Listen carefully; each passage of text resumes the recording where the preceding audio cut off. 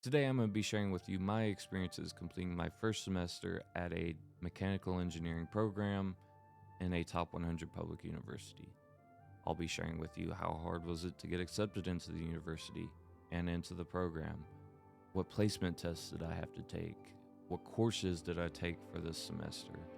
What are the teachers like? What are the tests like? What study strategies do I use for the tests? What are my advisors like? I'll also share some of the tools, the apps that I use on a daily basis. I'll also share how was the engineering course that I had to take this semester. Was there any math in that course? If you stay tuned till the end, I'll be talking more about the specific engineering course that I had to take this semester. What did we do in that course? And if there was any math. And finally, when am I going to graduate? So how hard was it to get accepted into the university? As a transfer student with a prior degree, it was difficult. It took about 2 months for them to process my admissions, so I would not wait until the last minute, right before semester begins, to try and get all this done. You want to have this all well in advance, preferably done a semester before the one you are trying to get into. The only placement test that I had to take was math, and they used the Alex placement test, and I did not score that great. Honestly, I scored a 32, which was algebra or pre-algebra level math. So for me, I definitely have to catch up on my math. But maybe that'll be different for you. Maybe you score a lot higher.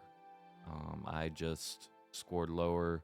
I could have taken the time to score higher, but I chose to use this opportunity to go from ground level to higher level math.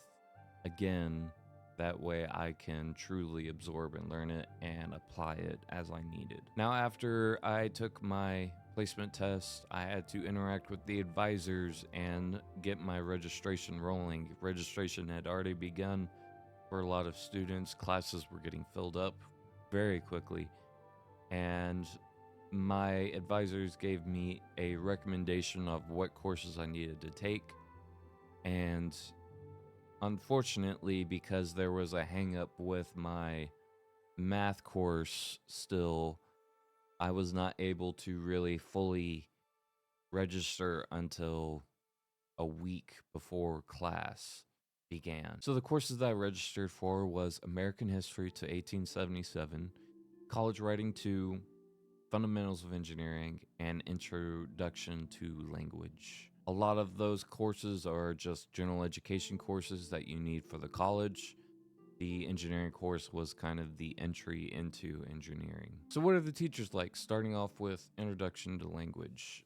I don't interact with this teacher at all, to say the least. She provides the material that we need to read and learn, and then we take a test on it, and sometimes we do a discussion board or we'll do a writing assignment.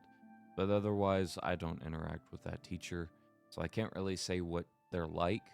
I can say that the course material is a little heavy. It's definitely a harder to understand course. It's not as simple as what is language. It is more just kind of the idea of language, I would say. It's a hard course, to say the least. For American history, I see him about 2 times a week, along with one session where I meet with their TA, or teacher's assistant.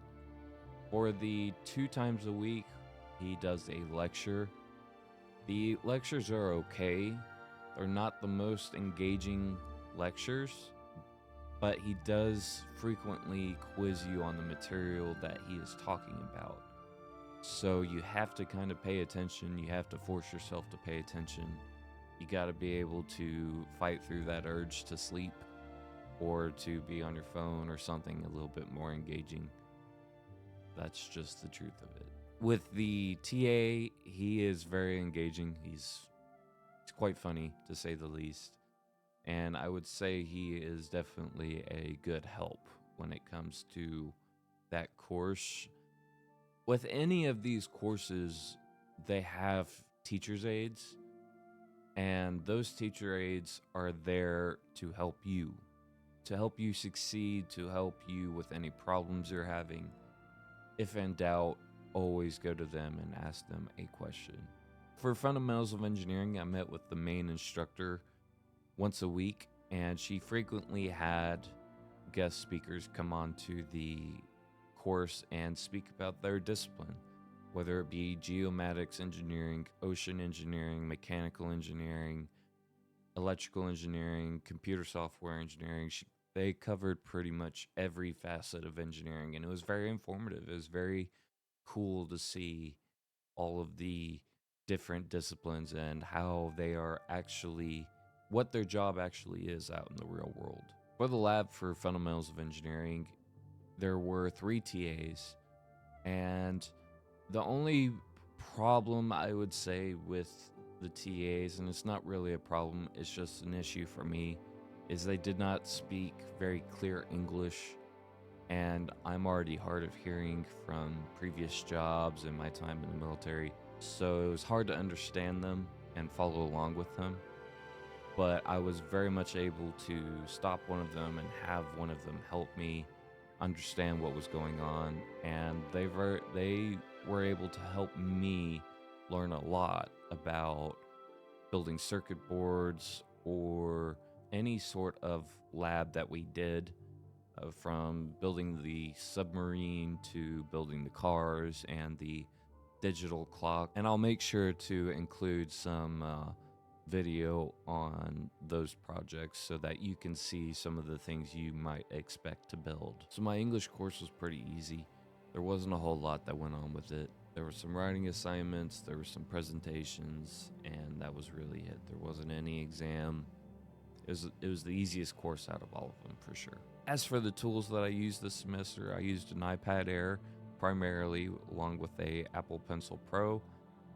The Apple Air was a 13-inch. I felt like going with the larger screen to give me a little bit more writing space, like your typical notebook.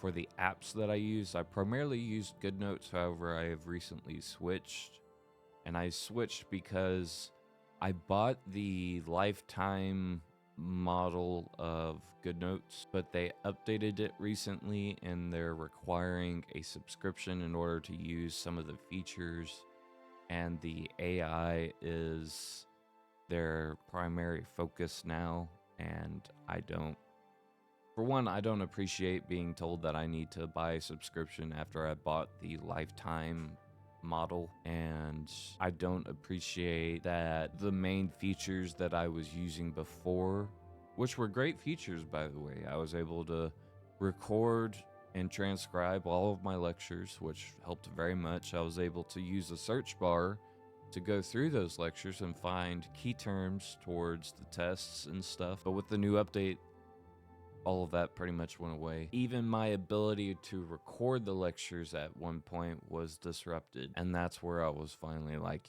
you know what, I'm done. As for the math and the Fundamentals of Engineering course, there was very little, and if there was, the teacher walked you through it, and she even stated, this is not a math course. You do not need to know a very advanced math in order to be able to succeed in this course. You just need to be able to do certain problems. So don't expect that you need to know calculus going into a Fundamentals of Engineering course. You just need to know basic algebra, very basic algebra. How long will it take me to graduate? I am projected to graduate in 2029, fall.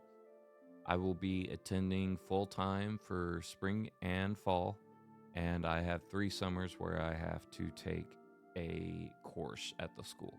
What will this do for the internships, which is very highly recommended to be attending any and all career fairs?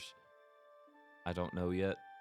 I'm kind of going to have to just see as I go along what I can fit in and what I can do. But generally, that's it. If you enjoyed this content, you want to see more of it, leave a like on the video, subscribe, and if you have any questions, comment down below. What are your questions? Or you can hit me up in my Discord. I will be happy to answer any and all questions. and I hope that you guys have a great and wonderful day.